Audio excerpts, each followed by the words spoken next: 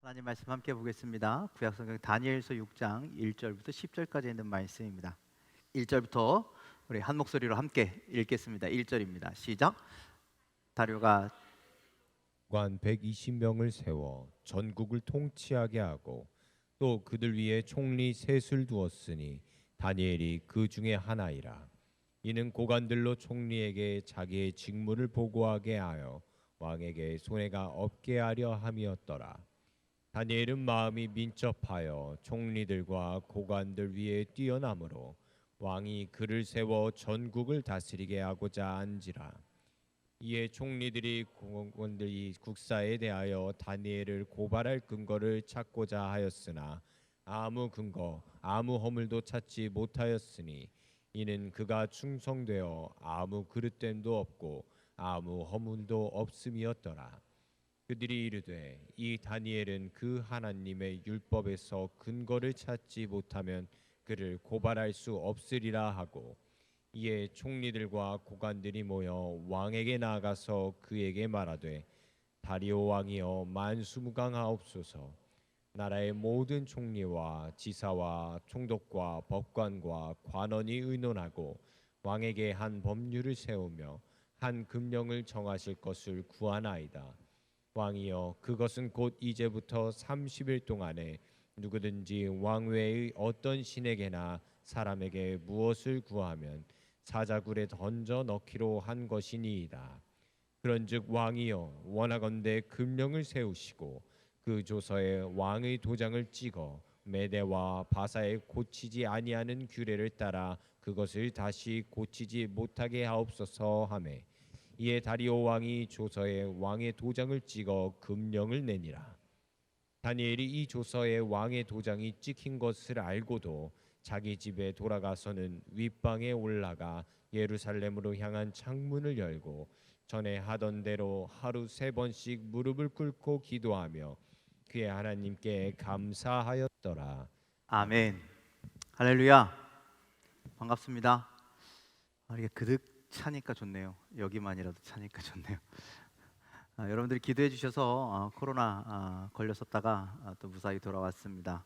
여러분들도 걸리지 마십시오. 안 걸리는 게 상책입니다. 그리고 믿음으로 또 항상 강건한 여러분들 삶이 되기를 간절히 축원합니다. 우리 빌립보서 4장 말씀 우리 잠깐 한번 읽을까요? 빌립보서 4장 12절 13절 말씀인데요. 우리 너무나 좋아하시는 말씀이죠. 함께 읽겠습니다. 시작. 나는 비천에 처할 줄도 알고 풍부에 처할 줄도 알아. 모든 일 곧 배부름과 배고픔과 풍부와 궁핍에도 처할 줄 아는 일체의 비결을 배웠노라. 내게 능력 주시는 자 안에서 내가 모든 것을 할 수 있느니라. 아멘. 우리가 참 좋아하는 말씀이죠. 내게 능력 주시는 자 안에서 내가 모든 것을 할 수 있느니라. 사도 바울은요, 자기가 비천에 처할 줄도 풍부에 처할 줄도 배고픔과 어려움과 모든 이런 상황에 처할 때에도 근심하지 않고 걱정하지 않았다라는 거예요. 왜? 내게 능력 주시는 자 안에서 모든 것을 할 수 있었기 때문입니다. 그가 그렇게 고백하고 그가 그런 상황에서 믿음을 향하여 또 복음 증거함을 향해서 열심히 나갈 수 있었던 것은 그가 누구를 만났기 때문일까요? 그가 예수를 만났기 때문입니다. 근데 단순히 예수를 만나고 끝난 것이 아니라는 거예요. 한번 만나고 끝난 것이 아니라 저분이 내 인생의 참된 길이구나. 아멘. 아멘이시죠? 예수께서 내 인생의 최고의 가치구나. 그 어떤 것으로도 바꿀 수 없구나. 이것을 예수 그리스도를 만나고 깨달았다라는 거예요. 예수보다 더 귀한 것이 없기에, 예수가 최고의 내 인생의 최고의 가치이기에 세상 그 어떤 다른 것이요 그 사도 바울의 삶을 변화시키지 못하는 거예요. 그동안에는 무엇을 쫓아다녔습니까? 율법을 쫓아다녔고, 그동안에는 무엇을 쫓아다녔습니까? 자기가 학식이 많은 것, 자기가 가문이 좋은 것, 자기가 로마의 시민권을 가진 것, 이런 것들을 막 자랑하고 의스대고 어깨에 힘주고 막 이렇게 살았는데, 예수를 만나보니 이 모든 것이 배설물과 같고, 다른 것은 다 그렇고 그런 거고 들어온 건데 오직 딱 한 가지, 예수 그리스도만이 내 삶의 최고였다라는 거예요. 그래서 이제는 예수 그리스도만 섬기고, 그래서 이제는 예수 그리스도만 따르고, 이제는 예수 그리스도의 말씀의 믿음의 길을 걸어가는데 나 혼자만 하기가 너무 아까우니까 그 예수 그리스도를 증거하기 위해서 열방을 향하여 쫓아다니는 거예요.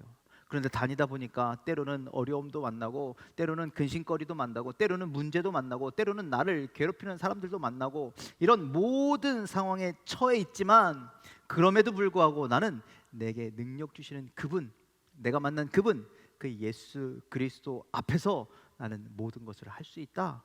이 믿음의 고백을 드리는 것이죠. 여러분들, 이것이 우리 신앙 고백의 핵심이 되어야 합니다. 우리의 최고의 가치가 무엇이냐? 예수 그리스도입니다. 여러분들, 이것이 여러분들의 신앙의 고백이 되시길 주님의 이름으로 간절히 축원을 드립니다. 그래서 내 최고의 가치이신 예수 그리스도를 살아도 주를 위해, 죽어도 주를 위해, 사나 죽으나 다 주를 위해 하는 것이라고. 여러분들, 우리가 그렇게 고백하는 인생들이 되기를 주님의 이름으로 간절히 축원을 드립니다. 그런데 예수가 최고의 가치가 아니라 여러 가지 내가 가지고 있는 가치 중에 하나일 뿐이야, 10개 중에 그 중에 뭐 예수는 하나 정도야, 이렇게 생각하는 사람이라면요, 매번 상황과 매번 환경과 매번 어떤 내 앞에 있는 것 때문에 그 선택의 기준이 매번 달라진다라는 거예요. 예수가 최고이면, 예수가 절대적이라면 그 예수가 주시는 그 절대적인 것을 따라가는데, 그런데 예수가 절대적인 것이 아니라, 최고가 아니라 다른 것 중에 하나라면 매번 달라지는다는 거예요. 어떤 사람은 돈, 어떤 사람은 사람, 어떤 사람은 또 약속, 어떤 사람은 뭐 여행, 어떤 사람은 뭐 가족. 매번 내 선택의 기준이 그 내가 중요하게 여기는 것 때문에 막 수시로 바뀐다라는 거예요. 삶의 우선순위가 내가 좋아하는 것, 내가 지금 바라보는 것으로 자꾸 바뀌어진다라는 거예요. 그래서 여러분들, 삶의 우선순위란 내가 지금 무엇을 바라보느냐, 내가 무엇을 최고의 가치로 여기느냐에 따라서 그 우선순위가 자꾸 바뀐다라는 것이죠. 간절히 바라기는 우리는 예수 그리스도, 그분이 내 삶의 최고의 가치가 되시길 주님의 이름으로 간절히 축원을 드립니다. 그래서 우리가 인생의 삶을 살아갈 때 기준이 어디에 있느냐? 예수 그리스도께 있는 여러분들이 되시길 주님의 이름으로 간절히 축원을 드립니다. 내게 능력 주시는 자 안에서 내가 모든 것을 할 수 있다? 이 고백은요, 예수를 만나고 예수를 내 인생의 최고의 가치로 고백하는 사람들만이 가능한 고백이라는 거예요. 우리가 이 말씀을 암송할 수는 있어요. 그런데 예수를 만나지 못한다면, 주님을 깨닫지 못한다면, 주님을 최고의 가치로 여기지 않는다면 이 말씀은 아무것도 아니게 된다라는 것이죠. 여러분들, 예수를 만나고 예수를 내 인생의 최고의 가치로 여길 때, 여러분들이 우리가 어떤 문제가 있든지, 어떤 어려움이 있든지, 어떤 조건에 처하든지 그때 만족하는 삶, 뭘로? 환경이 아니라 예수로 만족하는 삶, 예수로 기뻐하는 삶을 살게 될 줄 믿으시길 바랍니다. 그럴 때 주님이 모든 것을 이루어 주실 겁니다. 승리를 허락하여 주실 겁니다. 그런 참되고 복되고 귀한 여러분들의 삶이 다 되시기를 주님의 이름으로 간절히 축원을 드립니다. 오늘 말씀은 인생의 최고의 가치를 하나님께 두고 살았던 다니엘에 대한 말씀이죠. 다니엘이 10대 시절에 청소년 시절에 바벨론의 포로로 붙잡혀 갔습니다. 거기서 거의 한 60년, 70년 가까이를 이방 나라에서 변함없이 하나님의 자녀로 살아갑니다. 그곳에서 그렇게 믿음의 사람으로 살아갈 때 하나님이 그를 세우셨고, 하나님의 어떤 크게 쓰임받는 믿음의 영웅이 되었습니다. 누군가가 그렇게 얘기합니다. 바벨론에 잡혀갔던 한 포로를 하나님께서 총리로 세우시는 이야기를 왜 기록했을까? 다니엘이라고 하는 인물을 왜 기록해서 사람들에게 알게 하셨을까? 왜 그랬을까요? 그것을 읽는 수많은 사람들, 나라를 잃고 땅을 잃고 환난과 핍박과 고난 중에 살아가는 수많은 다른 믿음의 포로들이 있잖아요. 다니엘 말고 그 사람들에게 보여주고 싶었던 거예요. 너희가 하나님을 최고의 가치로 여기고 산다면 너희들도 하나님께서 이렇게 사용하실 거다. 하나님께서 너희들 다니엘을 이렇게 세우신 것처럼 너희도 세워주실 것이다. 구원해 주실 것이다 라고 하는 확신을 다니엘을 통해서 보여주길 원하셨다라는 말씀입니다. 자, 그래서 이 다니엘이 말년에 우리가 읽었던 이 오늘 성경은 이 사자굴 사건이 기록되어 있잖아요. 그가 살아온 믿음의 우선순위가 어떠했는지 잘 보여주는 말씀입니다. 자, 오늘 말씀을 보면 다니엘을 시기했던 그 바벨론의 그러니까 세 명의 총리 중에 한 명은 다니엘이니까 나머지 두 명의 총리들과 고관들이 다니엘을 시기해서 다니엘을 제거하고자 왕에게 건의를 하는 내용입니다. 흠을 잡고자 싶었는데 흠을 잡을 수 있는 것이 아무것도 없어서 그래서 한 법을 만들자고 왕에게 건의를 하죠. 자, 7절에 있는 말씀 함께 다시 읽겠습니다. 7절입니다. 시작. 나라의 모든 총리와 지사와 총독과 법관과 관원이 의논하고 왕에게 한 법률을 세우며 한 금령을 정하실 것을 구하나이다. 왕이여, 그것은 곧 이제부터 30일 동안에 누구든지 왕 외의 어떤 신에게나 사람에게 무엇을 구하면 사자굴에 던져 넣기로 한 것이니이다. 자, 다니엘이 원체 잘하니까, 원체 똑똑하니까 이 다리오 왕이 이 다니엘을 신임하는 거예요. 총리를 3명 세웠는데 그 중에서도 다니엘을 너무 잘하니까 제일 위에 세우고 나라를 잘 다스리게 했거든요. 그랬더니 그 밑에 있던 성경이 뭐래요? 나라의 모든 총리와 다니엘 빼고 2명의 총리와 또 지사와 총독과 법관과 관원, 그러니까 한마디로 다니엘 빼고 모든 사람들이 합심해서 법을 만들었다라는 거죠. 자신 위에 있는 왕과 그 밑에 있는, 그러니까 왕에게 한마디로 한 칸 건너뛰어서 건의했다라는 거예요. 한마디로 이거는 상호관계 완전히 무시했다라는 거죠. 뭐 하려고? 다니엘을 넘어뜨리기 위해서, 책잡기 위해서 그렇게 했다라는 거예요. 요즘 시대로 말로 하면요, 특별법을 다니엘 빼고 책임자 빼고 특별법을 만들었습니다. 한 사람 죽이겠다고 법을 만들고 그 법에 왕이 도장을 찍었습니다. 이게 얼마나 기가 막힌 일입니까? 한 사람 잡겠다고 법을. 요즘 그런 법 있잖아요. 누구 법. 법을 만들 때 누구 이름을 넣잖아요. 이런 케이스가 있어서 그럼 앞으로 그런 케이스가 있으면 다 이 법을 적용해야 됩니다. 뭐 학교 앞에 뭐 스쿨존법 뭐 이런 거, 우회전법 뭐 이런 거 자꾸 만들잖아요. 그런데 이 법은요, 참 웃긴 게 뭐냐면 법에 시효가 있어요. 법을 만들었으면 그 법 계속 잘 지켜야 되는데 이 법은요, 딱 며칠? 30일 동안만 있는 법이에요. 30일 동안만 이 다니엘을 넘어뜨리기 위해서 만든 법입니다. 자, 그렇다면요, 이 효력이 30일이라는 것은 다니엘이 30일 동안만 뭐 안 하면 돼요? 기도 안 하면 그 법에 넘어갈 필요가 없는 거죠. 식은죽 먹기 아닙니까? 식은죽 먹기입니까? 진짜 쉬운 일입니까? 여러분들 생각에는 어떠세요? 여러분들 우리가 코로나 때문에 예배 모이지 마 막 이렇게 얘기했잖아요. 그때 그렇게 하는 게 쉬우셨습니까? 그냥 뭐 목사만 인터넷에서 설교하고 그냥 이게 아니라 아예 좀 한 달을 쉬어라. 세상에서 그렇게 얘기거든. 야, 코로나 있는 기간 동안 좀 교회 좀 안 가면 어떠냐? 이런 얘기가 굉장히 많이 있지 않았습니까? 그때 여러분들 그렇게 하실 수 있으셨습니까? 그렇지 않죠? 그런데 지금 이 법은 다니엘에게 그런 이야기와 똑같은 겁니다. 30일간만. 그러면 30일 기도 안 하면 되겠네. 그런데 다니엘은 그렇지 않았다라는 거예요. 그래서 30일만 어떻게 보면 딱 이 한 번만 이 법을 지키면 되는데 그렇게 하지 못하고 다니엘은 이 한 달짜리 법에 임에도 불구하고 그 법을 이렇게 반응합니다. 10절에 있는 말씀 우리 함께 읽도록 하겠습니다. 시작. 다니엘이 이 조서에 왕의 도장이 찍힌 것을 알고도 자기 집에 돌아가서는 윗방에 올라가 예루살렘으로 향한 창문을 열고 전에 하던 대로 하루 3번씩 무릎을 꿇고 기도하며 그의 하나님께 감사하였더라. 자, 30일짜리 법인데 그러면 아유 좀 다니엘이 지혜롭게 어딘가 숨어서 아니면 커튼이라도 좀 이렇게 쳐놓고 사람 안 보이는데 그동안 통성기도 했으면 통성기도도 하지 말고 그냥 조용히 기도하고 이렇게 좀 한 달만만 잘 지혜롭게 좀 했으면 좋았을 텐데 다니엘은 어떻게 했대요?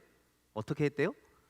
전에 하던 대로 하루에 3번씩 무릎 꿇고 기도하고 예루살렘으로 향해서 창문을 활짝 열어놓고 그렇게 기도하고 하나님 앞에 감사했다라는 거예요. 다니엘은 기도하면 죽을 줄 알았어요. 그럼에도 불구하고 전에 하던 대로 하나님께 기도하고 다니엘은 하나님 앞에 감사하면 죽을 줄 알았어요.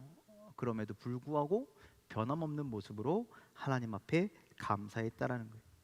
여러분들 이게 진짜 믿음이라는 거예요. 이게 진짜 믿음의 실력이라는 거예요.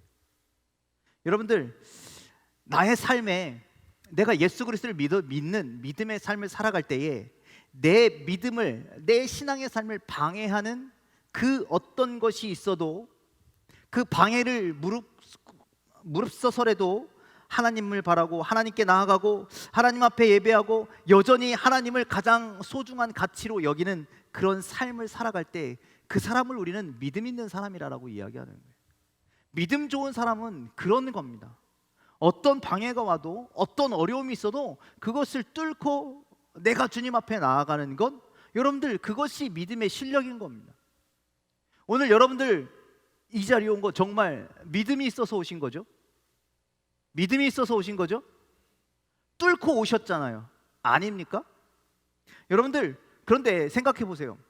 누가 교회 와서는 예배 못 드립니까? 그렇죠? 누가 교회에서는 기도 못 합니까? 누가 교회 와서는 찬양 못 합니까? 누가 교회 와서는 설교 말씀 못 듣습니까? 예배 때 오면 듣는 건데. 누가 나 건강하고 나 잘 살고 있을 땐 감사하지 않습니까? 누구나 잘 될 땐 할 수 있어요. 그런데 그 반대 상황에 있을 때도 그렇게 할 수 있는가? 나를 못하게 하고 나를 힘들게 할 때도 내가 할 수 있는가? 그것이 진짜 믿음이라는 거예요. 여러분들 사람의 신앙은 사람이 판단할 수 있을까요? 없을까요? 솔직히 믿음을 어떻게 판단하겠습니까? 그런데 그 사람이 믿음 좋은지 안 좋은지는요 때로는 그게 보여요. 어떤 때? 이런 상황이 오면, 어려운 상황이 오면 보이는 거예요.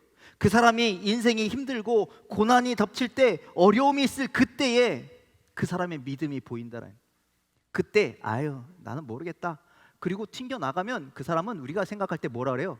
아 믿음이 약하네, 아니 믿음이 없네, 우린 그렇게 이야기하죠. 그런데 어려움이 있어도 힘듦이 있어도 고난이 있어도 맨날 눈물 흘리며 땅을 치고 울어도 그래도 변함없이 주님을 찾고 주님 앞으로 나아가면 우리는 그 사람에 대해서 그렇게 얘기합니다. 저 사람 믿음 진짜 좋아. 여러분들이 그런 음성 듣기가 되기를 주님의 이름으로 간절히 축원을 드립니다. 여러분들 하나님과 그에 반대되는 무엇이 충돌할 때 그때 여러분들의 선택이 믿음 좋은 선택이 되시기를 주님의 이름으로 간절히 축원을 드립니다. 하나님과 삶의 문제가 충돌합니까? 하나님과 돈이 충돌합니까? 하나님과 사람이 충돌합니까? 그때 우리는 하나님을 선택하게 되기를, 믿음의 자리를 선택하게 되기를 주님의 이름으로 간절히 축원을 드립니다. 다니엘이 믿음 좋다라고 우리가 다니엘을 정말 믿음 좋은 다니엘이라고 그렇게 얘기하는, 왜 그렇게 우리가 인정할 수밖에 없느냐? 그가 그럴 때마다, 그가 어려울 때마다 하나님을 선택했기 때문에. 그가 성경 우리 다니엘서 1장에 보면 그가 그때는 뜻을 정하였다라고 그렇게 얘기해요. 다니엘은요 그 일생의 뜻을 그렇게 정한 거예요. 내가 하나님만 섬기기로, 내가 하나님만 따르기로 그렇게 했다라는 거예요.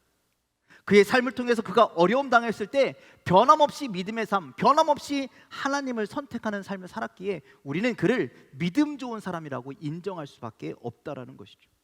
다니엘 1장에 보면 우상 앞에 엎드려진 그 우상 앞에 드려졌던 그 왕의 진미를 거절하죠. 그런데 여러분 그 거절이요 그냥 단순한 거절이 아니라는 거예요. 제가 군대 갔을 때 그런 경우가 있었습니다.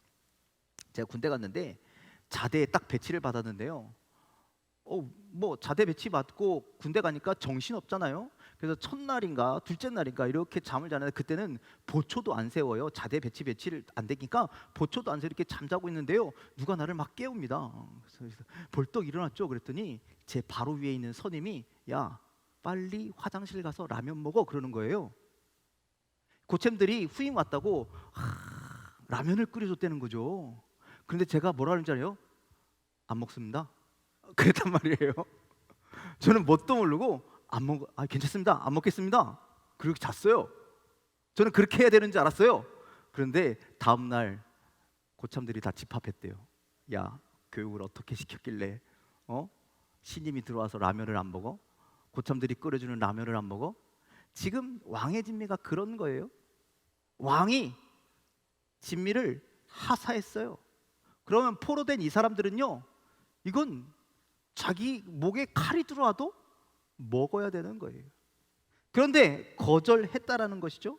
이 거절은 자신의 목숨과도 같은 거절인 거예요. 그런데 다니엘은 그 믿음으로 왕의 음식을 거절했습니다.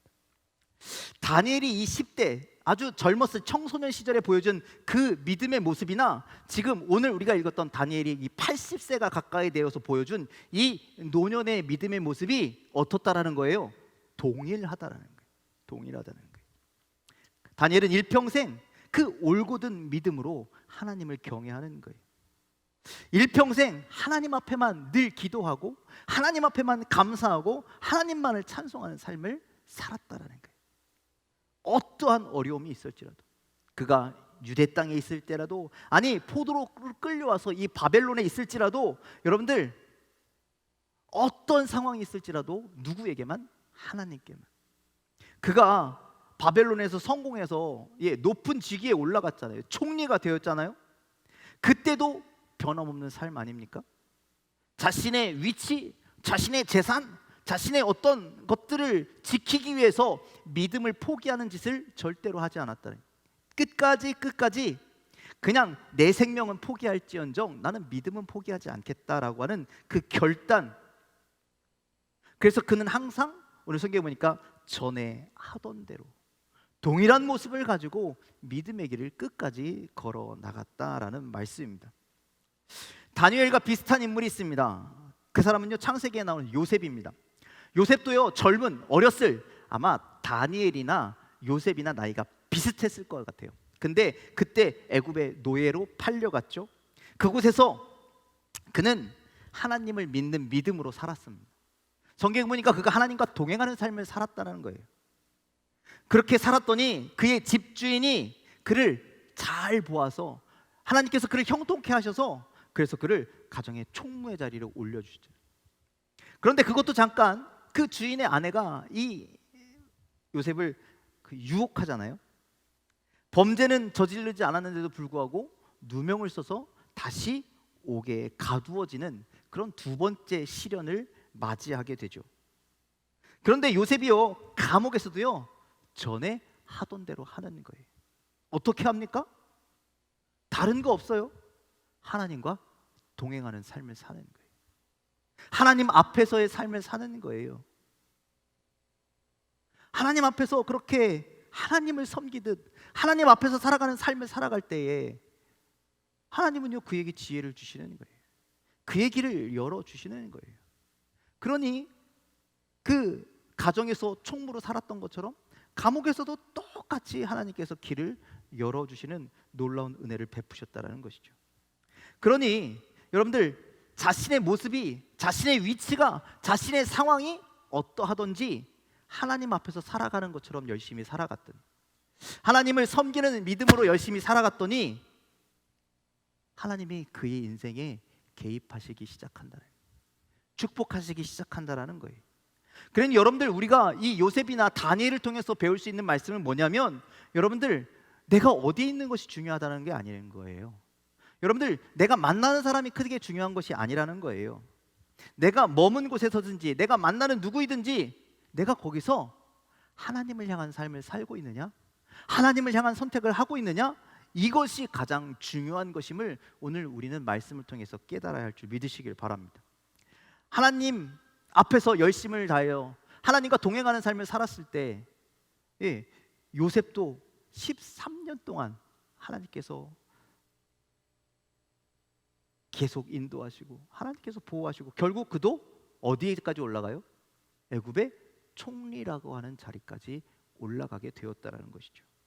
여러분들, 우리의 신앙도 이래야 된다라고 저는 생각합니다. 여러분들도 이러한 신앙을 가지시기를 주님의 이름으로 간절히 축원을 드립니다. 내 상황이 어떠하고 내 현실의 모습이 어떠하고 내 삶에 어떠한 문제가 있을지라도 여러분들 여전히 우리에게는 지켜야 할 믿음이 있다라는 거예요. 여러분들, 내 상황이 어떨지라도 여러분들 여전히 전과 같이 우리는 나의 최고의 가치이신 예수 그리스도, 그분 한 분만을 따르고 섬겨야 된다는 것을 믿으시길 바랍니다. 우리는 하나님을 전과 같이 사랑해야 하고, 우리는 하나님을 전과 같이 예배해야 되고, 우리는 하나님께서 주신 그 사명을 전과 같이 잘 감당하는 삶을 살아야 된다는 거예요. 우리의 환경이 바뀐다고, 우리 삶에 문제가 있다라고 이렇게 저렇게 변화되는 모습이 아니라 한결같은 모습, 아니 어쩌면 더 아름답고 더 좋은 모습으로 주님 앞에, 주님을 향하여서 나가야 되는 줄 믿으시길 바랍니다. 그래서 여러분들, 우리가 지켜야 할 자리가 있는 거예요. 여러분, 지난 주일날 제가 코로나 때문에 담임 목사가 교회를 빠졌잖아요. 그렇죠? 저도 온라인 예배로 드렸긴 했지만, 온라인 예배를 드리면서 여러분들, 제가 편안한 예배 마음으로 예배를 드렸을까요? 가시방석에서 예배를 드렸을까요? 제 마음을 잘 아시네요. 정말 힘들었습니다, 예배를 드리는데. 그런데 여러분들, 제가 속으로 그런 생각을 하는 거예요. 내가 왜 여기 앉아 있을까? 제가 소파에 앉아서 예배를 드리는데 그 소파가 너무 불편한 거예요. 제가 여러분들 주일날 예배 드릴 때요, 대략 9시부터 12시 한 20분까지 계속 서 있어요. 이렇게 쭉 서 있어요. 이렇게 뭐 중간에 예배 시간 1부, 2부 사이에 잠깐 앉아 있는 시간 빼고는요 계속 서 있거든요. 내가 다리가 아프어도 그렇게 서 있었으면 좋겠는 거예요. 왜? 그 소파가 내 자리가 아니니까. 여전히 내가 있어야 할 자리를 내가 지키지 않으니까 그 자리가 너무나 불편한 것이죠. 여러분들, 내가 지금 전과 같지 않다면, 내가 행해야 할 것을 행하지 않는다면 여러분들 그 자리가요 가시방석이 되는 겁니다. 우리의 신앙도 마찬가지예요. 우리의 신앙생활이 전과 같지 않다면, 우리의 신앙생활이 우리가 하나님 앞에 온전히 서 있지 않다면 그 자리가요 아무리 편한 자리일지라도 여러분들 그것은 가시방석의 자리가 되는다라는 거죠. 여러분들이 있는 곳이 가시방석 되지 않기를 간절히 소망합니다. 여러분들이 있는 곳이 하나님이 기뻐하시는 자리가 되어야 돼요. 하나님이 즐거워하시는 자리가 되어야 돼요. 하나님이 함께 하시는 자리가 되시기를 주님의 이름으로 간절히 축원을 드립니다. 그래서 오늘 이따가 우리가 부를 찬양이지만 그 찬양 가사가 이렇습니다. 아무도 예배하지 않는 곳에서 나 주를 예배하리라. 세상은 우리를 예배하지 못하게 아무리 막아도 우리는 예배하는 삶을 살아야 합니다. 아무도 찬양하지 않는 곳에서 나 주를 찬양하리라. 세상이 우리를 찬양하지 못하게 할지라도, 세상이 어떤 문제가 우리의 마음을 흔들어서 찬양의 입술을 닫게 만들지라도 여러분들, 우리는 변함없이 예전에 하던 대로 주님을 찬양해야 합니다. 우리는 여전히 기도해야 하고, 우리는 여전히 헌신해야 되고, 여전히 우리는 주님의 말씀을 증거하는 삶을 살아야 합니다. 그래서 내가 선 이곳이 주님과 함께하는 곳, 주님이 인도하시는 곳, 주님을 사랑하는 그 자리가 되기를 주님의 이름으로 간절히 축원을 드립니다. 여러분들, 세상에 어떤 상황이 궁핍한 것도 힘든 것도 문제도 내 앞길을 가로막을지라도 여전히 우리는 주님과 함께 그 길을 걸어가야 합니다. 세상 여러 가지 가치에 휘둘리지 말고 가장 최고의 가치가 되시는 하나님과 함께, 주님과 함께 이 믿음의 길을 걸어가는 여러분들이 다 되시기를 주님의 이름으로 간절히 축원을 드립니다. 여러분들이 지금 교회에서 예배했다면 여러분들 돌아가서도 예배자가 되십시오. 삶의 모든 자리, 가정에서도, 여러분들 직장에서도, 여러분들이 친구를 만나는 그곳에서도 변함없는 예배자의 모습으로 살아가야 합니다. 그것이 하나님이 우리에게 원하시는 모습이죠. 우리가 교회에서 기도했다면 여러분들 차 안에서도 기도하십시오. 길거리를 걸어가면서도 기도하십시오. 여러분들 여기에서 내 옆 사람을 사랑했다면 친구를 만나는 자리에서도 그 사람을 사랑하시길 바랍니다. 이것이 우리의 신앙생활이 되어야 합니다. 내가 전에 하던 것처럼, 아니 내가 교회에서 하던 것처럼, 내가 세상을 향하여 나갈 때, 내가 어디에 있었을 때도 동일하게 그렇게 믿음의 모습으로 살아가야 할 줄 믿으시길 바랍니다. 여러분, 변함없이 우리가 있어야 할 곳은 하나님 앞에 있어야 합니다. 그리고 변함없이 우리가 해야 할 일은 하나님을 예배하고 하나님을 증거하고 복음을 증거하고 또 믿음으로 살아가는 일입니다. 또 변함없이 우리가 또 해야 할 일이 있다면 우리에게 주신 사명, 그 사명을 위해서 오늘도 내일도 변함없는 믿음의 모습으로 나아가야 합니다. 여러분 그렇게 변함없는 모습으로 항상 여러분들의 믿음을 지키며 하나님을 최고의 가치로 여기며 주님과 동행하는 여러분들의 인생들이 다 되시기를 주님의 이름으로 간절히 축원을 드립니다. 특별히 이번 금요일부터 있을 우리 성경학교 또 수련회가 있는데, 여러분 제가 대학원 때 교육학을 전공했는데 교육학 전공하시는 그 교수님이 그런 이야기를 하셨어요. 준비되어 있지 아니하면, 그러니까 여러분들 그릇이 준비되어 있지 않으면요 물이 담길 수 없대요. 그러니까 여러분들 우리 교회가 모든 성도가 여러분들 어린 영혼을 향해서 마음이 준비되어 있지 않으면요 세상에 아무리 많은 어린 영혼들이 있으면 뭐합니까? 우리 교회로 찾아오지 않는 거예요. 아니 주님이 준비되지 않은 교회엔 보내주시지 않는다는 거예요. 여러분들 우리 젊은 어린 영혼들을 향한 여러분들의 마음이 준비되었으면 좋겠습니다. 그래서 이번 성경학교에 이번 수련회에 우리 어린 영혼들을 향한 우리의 마음, 우리의 기도, 우리의 열심, 우리의 헌신, 우리의 사랑이 그렇게 주님 앞에 보여지고 우리 어린 영혼들에게 보여지고, 그래서 많은 아이들이 이 성경학교를 통해서 하나님을 알아가게 되기를, 예수 그리스도를 배우게 되기를, 그들의 심령 가운데 그 믿음의 씨앗이 심겨지게 되기를 주님의 이름으로 간절히 부탁을 드립니다. 여러분 그렇게 함께 해주시기를 부탁을 드립니다. 기도하겠습니다.